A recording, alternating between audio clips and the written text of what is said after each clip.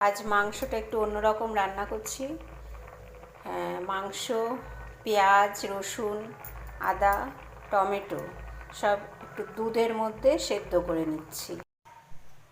তারপর সেদ্ধ মাংসগুলো তুলে নিয়ে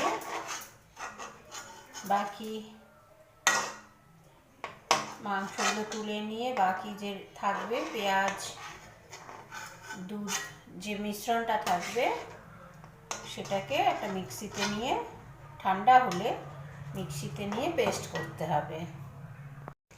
তেলের মধ্যে গোটা গরম মশলা দিয়ে একটু পেঁয়াজ কুচি দিয়ে ভেজে নিয়ে তারপরে যে পেস্টটা মিক্সিতে বানানো হয়েছিল সেটা দিয়ে কষিয়ে তারপরে সেদ্ধ মাংসটা, আলু এগুলো দিয়ে কষাতে হবে।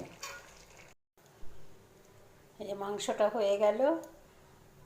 এটা আমার মেয়ের খুব প্রিয়। এরকম করে রান্না করলে মাংসটা খুব ভালো হয় ওর কাছে। তোমরাও করে দেখো, কেমন হয় আমি জানি না তোমাদের কেমন লাগবে, তবে আমার তো খুব ভালো লাগে। ভালো থেকো সবাই, সুস্থ থেকো।